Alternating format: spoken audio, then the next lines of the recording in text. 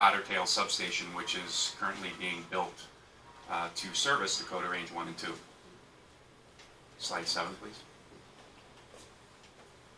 Project overview. As you can see, the project has a nameplate capacity of 151.2 megawatts. As it says on the land section, voluntary wind energy leases and associated facility easements and good neighbor agreements have been offered to everyone within the project boundary or half-mile from a turbine. The project boasts up to 42 turbines, including spares, but should not exceed 22 turbines in Grant County. Other project features are listed here and include 2 permanent Met towers for Grant County and an 8-mile transmission line and substation. Operational date is targeted for 2020.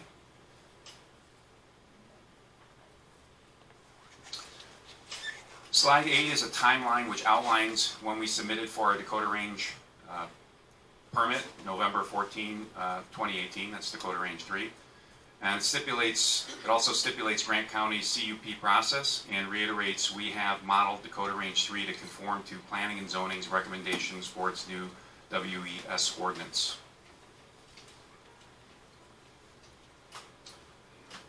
So this is a really great slide because it does a great job of outlining how Dakota Range 3 conforms to not only Grant County's current ordinance, which we received unanimous CUP for when we were working on Dakota Range 1 and 2, but it also meets and exceeds the approval, meets and exceeds the guidelines for the new ordinance and Planning and Zoning's recommendation to the commissioners. As you look at the slide, you see the column for existing ordinance and a recommended ordinance. Occupied structures, 1,000 from non-participants and 500 from participants. As you can see, we're at 1,500 feet. Same thing for tip height as you go down the road, public roads, sound DVA, shadow flicker. As you go across, you can see that we're meeting and exceeding the guidelines for what's currently allowable and what has been proposed by Planning and Zoning to the commissioners. This slide further outlines Apex's history in partnering with Grant County. Apex has been diligent about keeping the community involved in its development progress, while maintaining an active presence in the community. We've also reached out to known project opponents to provide them with information and to also interact with them regarding project development early on in the game. We hadn't received any accepted invitations, but we nonetheless had extended those invitations. This project complies to the current ordinance and the recommended ordinance, as I mentioned. Dakota Range is prepared to accept the recommended decommissioning guidelines of the Planning and Zoning Board, and we look forward in continuing this strong partnership with the county. Slide 12. Over its 30-year life, Dakota Range will generate approximately $26 million in lease payments to participating landowners. Prior to construction, we compensate the landowners with redevelopment payments, which have now well exceeded $500,000. Throughout commercial operations, all participants will receive community-based pay. So that means that the landowners will get paid for the acres in the project versus the amount of turbines they host. During construction, about 250 construction workers will be living, shopping, and creating a boost for the local economy. Construction materials will be sourced locally whenever possible and feasible. And also long-term jobs throughout operation of Dakota Range will employ about 10 full-time operations and maintenance employees, creating approximately $18 million in wages over that life of the project. And then, of course, as you all know, one of the fastest growing occupations in the country is wind turbine tech.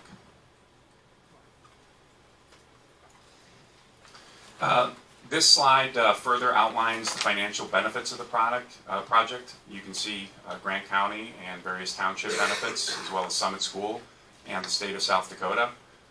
Benefits are well known and illustrated here. In conclusion, thank you for the Planning and Zoning consideration of Dakota Range 3. My team and I are eager to answer your questions. Our team today includes a familiar local team of myself, Dave Lau and Patrick Adams. We also have Brenda Gunderson, who's the Apex Director of Development, Molly Smith, our attorney, and Rob O'Neill, a sound and shadow expert. Thank you.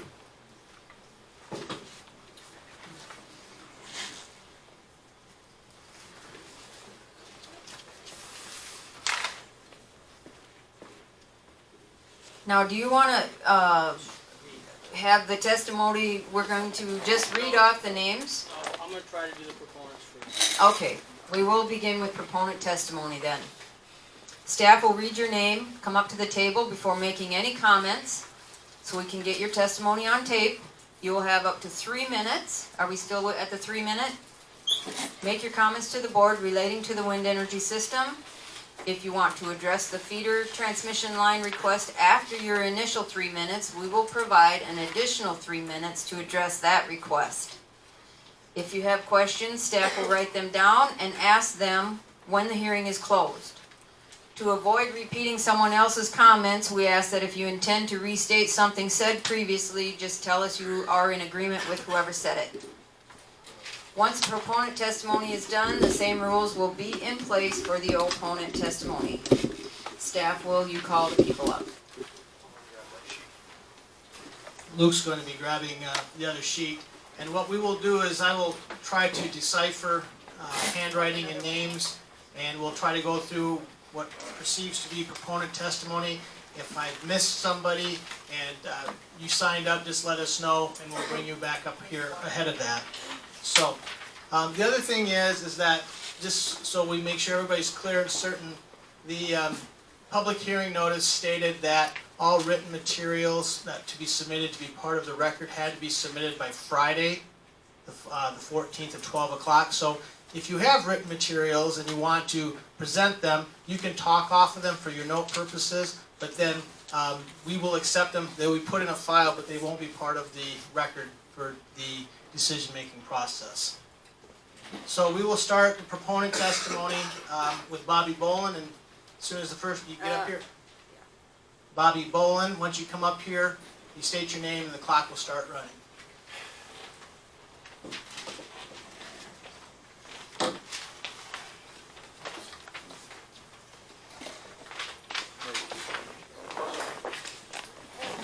Hello, my name is Bobby Bolin. I live at 13494 Minnehaha Road in Wilmot, South Dakota. I work for the Grant County Development Corporation as their executive director, so as stated, I'm here speaking on their behalf as well as on my behalf. So just so there's no doubt about this, I'm here for the money. Let's just talk about it, okay? The kind of money that paves roads, repairs bridges, supports our school, and provides a diversified economy for the future. The Grant County Development Corporation is a 15-member board that represents the economy across the county to professional, industry, school and education, and its mission is the promotion and advancement of private enterprise. We have a seat front and center on the difficulties faced in sustaining business expansion, retention, and job creation in this rural environment. To a person, they will tell you that they are in favor of wind energy. In favor of wind energy that has been vetted by the State Department of Environmental Resources, that complies with planning and zoning rules that you will establish and has been approved by our county commissioners. We have spoken with members of Apex Clean Energy, arranged and assisted with the farm tour, and attended many of these study group meetings. I've also had many outside conversations with interested citizens who do not feel comfortable speaking out in favor of wind due to the nature of some of these sessions. So I represent those voices also. I am here in support of this process and the people who serve on this board. I believe that feedback is necessary and is also a function of respect, and you have not often received that. These study group meetings have sometimes served as a venue for some in the county to badger, bully, and threaten, which is unfortunate. I believe there's no amount of setback that will be accepted by the opposition. To completely zone wind investment and development out of this county would be short-sighted. Just as farmers have tilled the soil for thousands of years, wind energy has been around for a long time also. This is an opportunity for this county to invest in the future. Please make that possible. Thank you.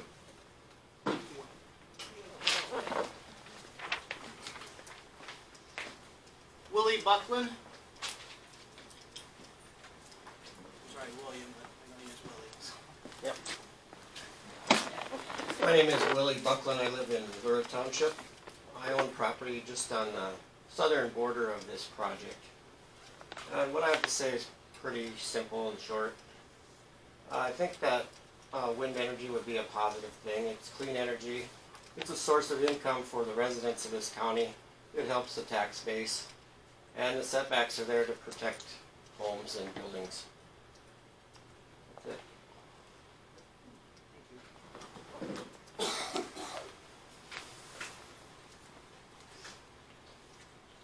Levi Waddell.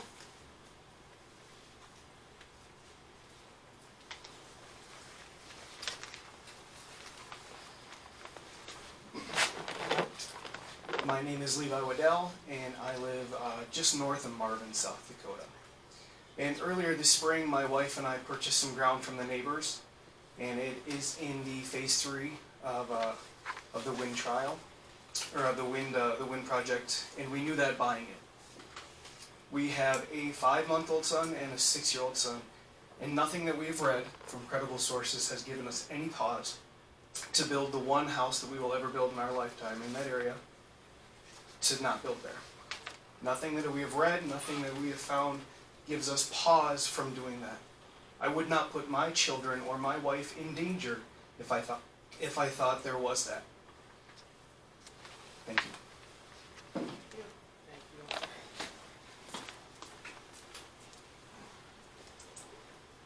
Tellus Waddell. I agree with Levi. That's it? Yep. All right, hang on.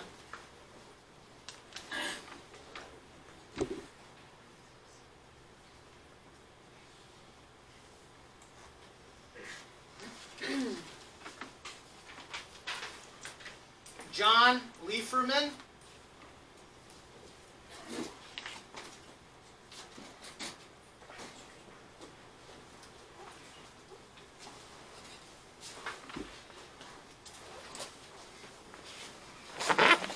My name is John Lieferman. I'm from Brookings County, South Dakota. I have nothing to gain by sharing this. Is my personal experiences. My wife and I were the first landowners in Brookings County to sign a wind contract, and the first wind farm in Brookings County built was near our property. And we were involved with 3 different wind farms, and we're unique that we are involved with all 3 wind farms.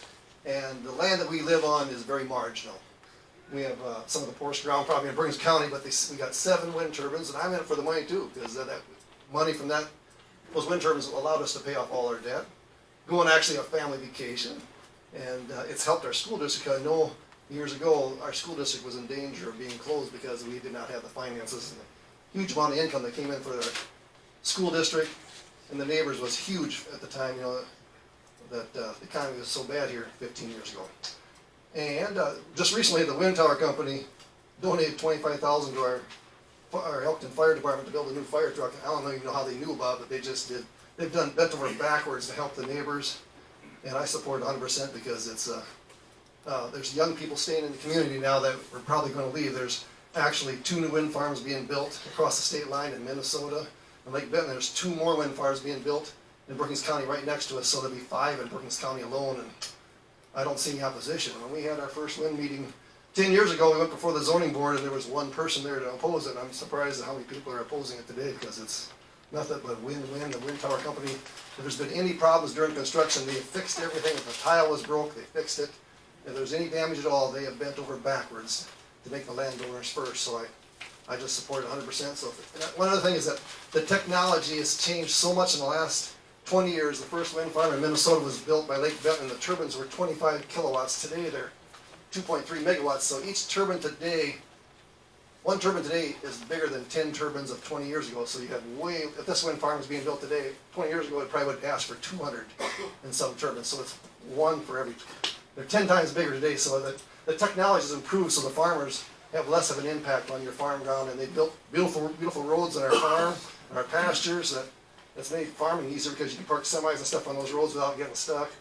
And I have nothing but good things to support it, and it's helped our school district. And my wife, she's on the township board. If there's any questions, she would share with you about how they've helped to maintain those roads, and any damage, they made the roads better than when they came. I hope that this passes for you because it's a huge benefit for your community. Thank you. Thank you. Sharon Leiferman.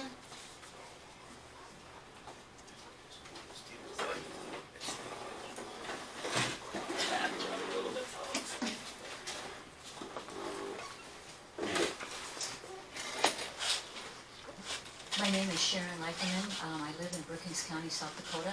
You just heard from my husband. I wanted to say that as a landowner, we have lived next to wind farms for 15 years. We have lived on a wind farm for 10 years. We have not experienced any noise problems. We barely hear them, even when we're underneath them. We've had no light flicker problems, no shadow issues. It has worked out very well for us. But I also wanted to speak as a township official. I am the clerk for our local township. And as such, the wind tax has saved our township. Before we started receiving significant money from the wind taxation system, we were one moderate winter from being broke.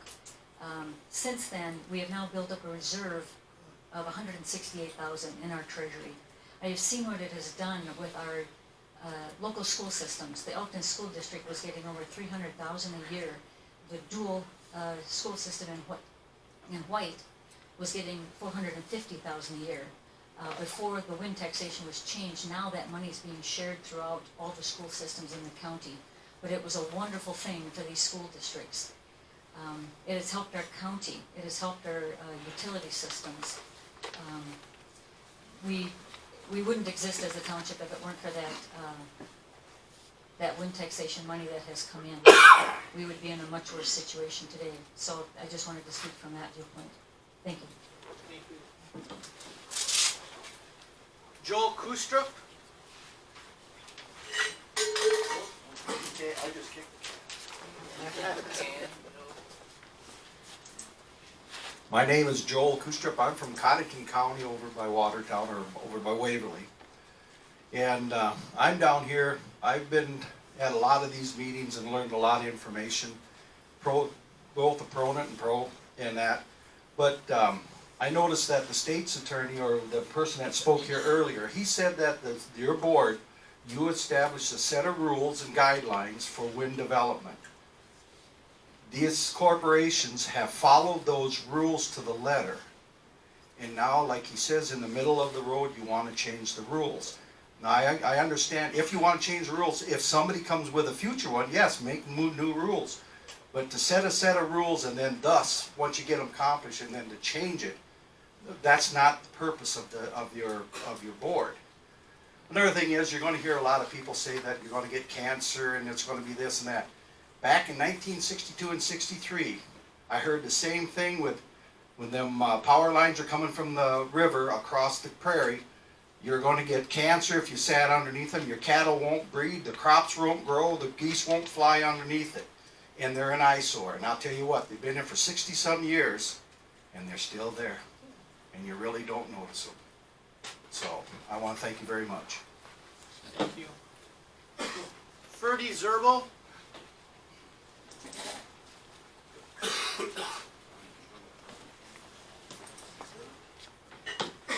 Hi, my name's Ferdy Zerbel. I'm from Blooming Valley Township. With our school situation in Summit, we're currently on a $150,000 opt-out. And in my time on board, we combine classrooms to keep our school open. So this project will benefit us greatly. Thank you. Thank you, sir. Karen Casperson.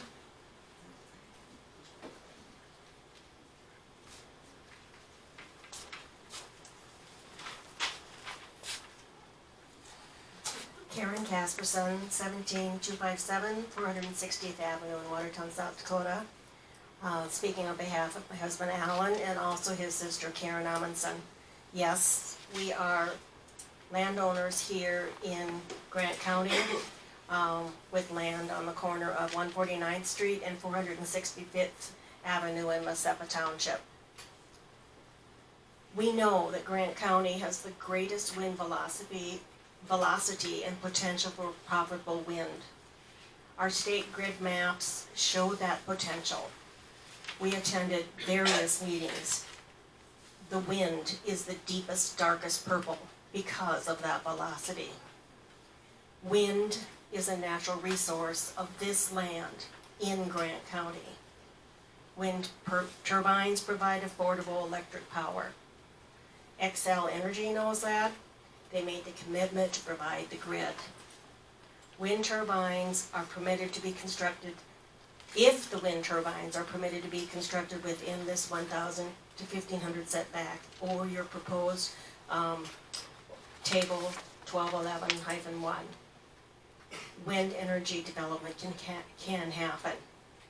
Development can be scary.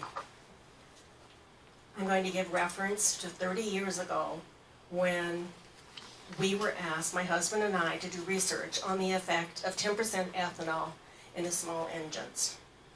10% ethanol was supposed to ruin every small engine. You know now, 30 years later, that is not true. 15 years ago, Glacial Lake's ethanol plant was up and starting to be producing ethanol. Ethanol was a development. Just like wind energy can be a development, the ethanol plant has benefited every farmer in Northeast, South Dakota, not to mention the businesses in all the surrounding areas. Money does matter. Affordable electric power matters. You know in Grant County what it was like on Christmas Day 2017 when the lights went out for 8 to 10 days. As the variance board, I ask you to support wind development. Thank you, ma'am. Marvin Amdahl.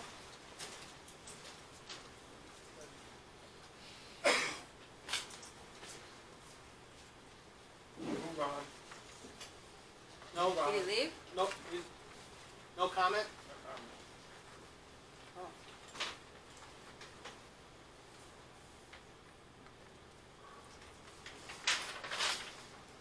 Dana Johnson.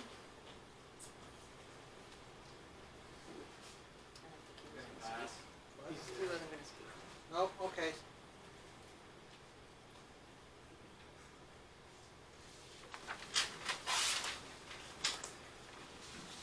Richard F. Fish. I am a proponent and I will forfeit my time, thank you.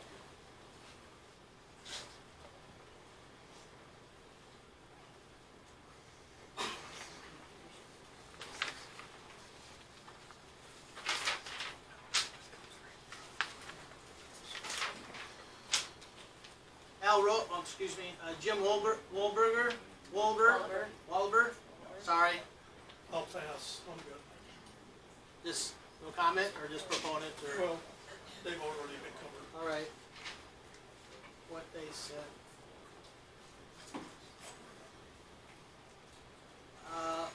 Richard Pike.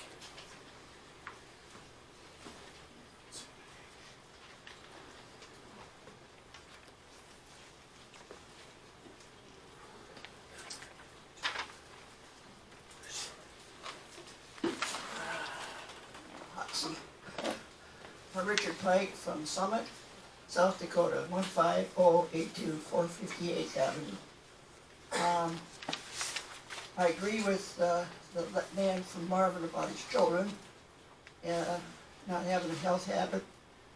And I am a landowner in the Dakota Range Wind Project and have been since probably 2005 when it first started with all other projects. It just didn't seem to happen. We have wanted wind development in our area, and we are now with the team of Apex and trust them to do what is right for us. We have a power line going right through our area that's supposed to take the power out of this area it goes, go east, that will soon be ready for use.